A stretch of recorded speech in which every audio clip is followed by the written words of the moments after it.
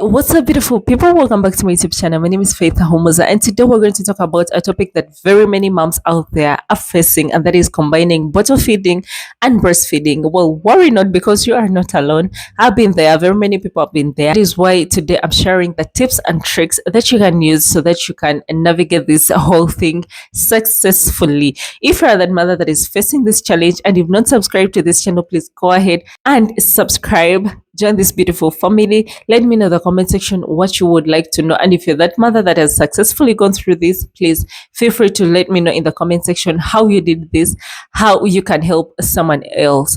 For your returning subscribers, thank you. Let's get into it. First and foremost, it is very important to understand the basics of combining breastfeeding and bottle feeding, which involves nursing your baby or breastfeeding your baby, giving your baby formula or supplements, or alternatively, expressing or pumping breast milk for your baby. This method can provide flexibility to the mother while ensuring that the baby is well fed and is getting all the nutrients he or she needs. Secondly, it is very important to establish a routine. You have to establish a routine that works for you and the baby while trying to breastfeed at regular intervals and introducing bottle feeds when needed.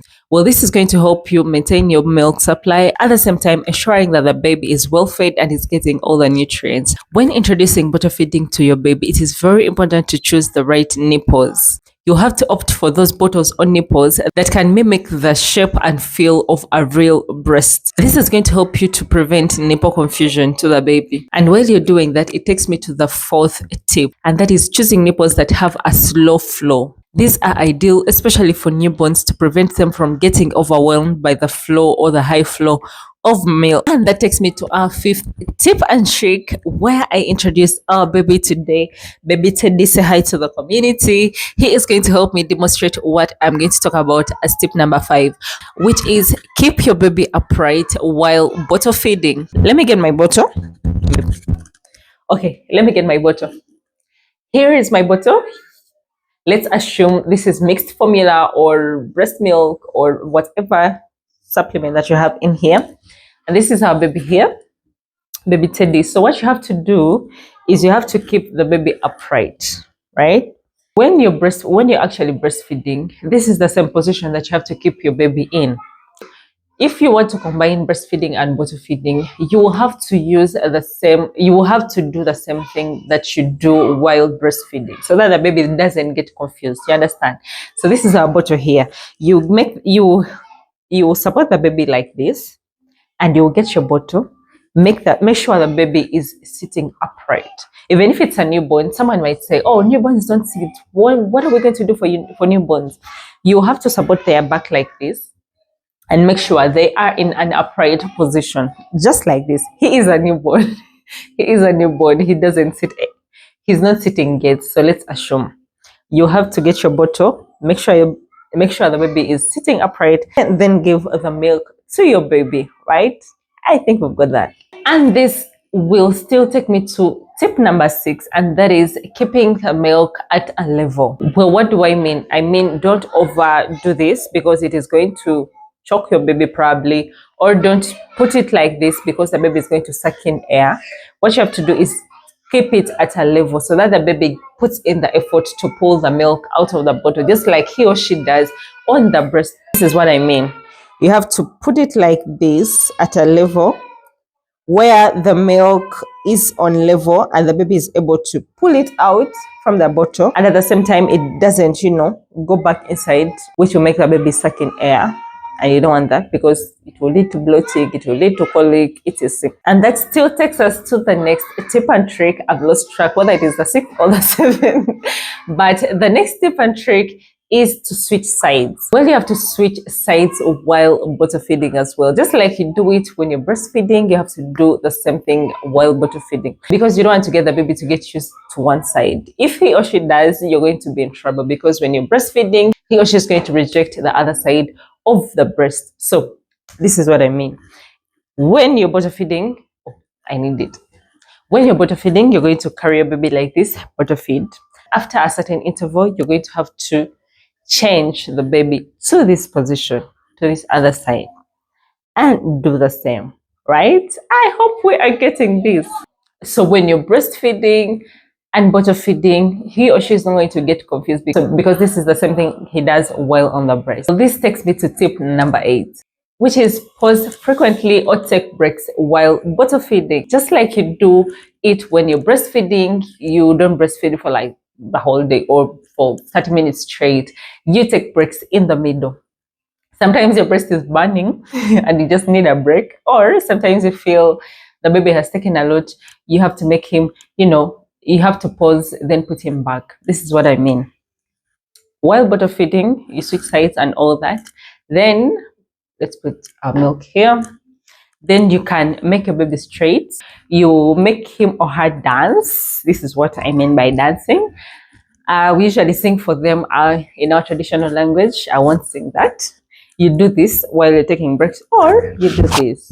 You pat so that they can, get the gas out, because bottle-fed babies get a lot of gas because they suck in a lot of air, but more than those that are, like breastfed. So you have to do this to tap their back gently so that the air gets out. So while you're taking the break, it is important that you do this, or you do this until the baby burps. And that still takes me to tip number 8, and that is stop feeding or stop bottle feeding if the baby shows you signs of fullness. Well, most people, when they are breastfeeding, they don't take the baby off the breast until they feel relieved or until they feel the breast is empty and all that. They want to transfer the same thing to bottle feeding. Mind you, when the baby is bottle feeding, he or she is taking in air. So on top of the milk, or on top of the supplement, or on top of the formula that he or she is taking, he is taking in air as well. So he is going to get full quicker than the baby that is breastfeeding on the breast, right? So when the baby, it is very okay to feed the baby until it's half, until the bottle is just half. It is okay as long as you see the baby is showing signs of fullness. Okay, if it is a newborn like Teddy here, they might not, kick the bottle or push it away because they are newborns. They don't have those movements yet. But you will see that the baby is full. It is very okay to just feed them half a bottle and then come back later to finish the bottle. Another tip and trick, it is very important for you to warm the milk before you give it to the baby. Also, it would really be nice to warm the nipple, like soak it into hot water for a while. By the time you give it to the baby, it's very soft, first of all, and it is warm. The breast is soft and warm. The milk is also warm. The breast milk from the breast is warm. So if you're using a bottle to give the baby, it is very important you do that. Warm the milk and warm the nipple. The baby is going to get the feel of the breast. Well, that takes me to another tip and trick, and that is let other people bottle feed the baby other than the mother. It is important to do that because when the mother is around, the baby is going to get the scent. The baby is definitely going to, smell the scent of the mother, and he might refuse to take the bottle. So if you want to introduce bottle feeding to your baby, or if you want to combine bottle feeding and breastfeeding to your baby, it is important that you as a mother, you get some time, you go out of the house and leave someone else, a family member or a house help or anyone else, to feed your baby, so that when you are actually away, the baby is not going to give these people a hard time to feed. And another thing is to seek support and guidance. If all these things have failed and you feel the challenge is still going on and on and on, it is important for you to go to a pediatrician or a lactation consultant or an experienced mother or mothers that have experience in doing this thing, for you to get more information that will be helpful.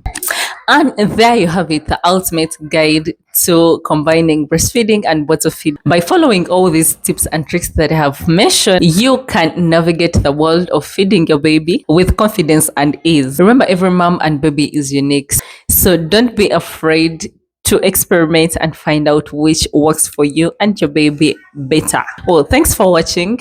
If you're new here, feel free to join the beautiful family by subscribing, liking, give this video a thumbs up. Let me know in the comment section if you have anything to add. For your returning subscribers, thank you. Let's meet in my next video. Bye.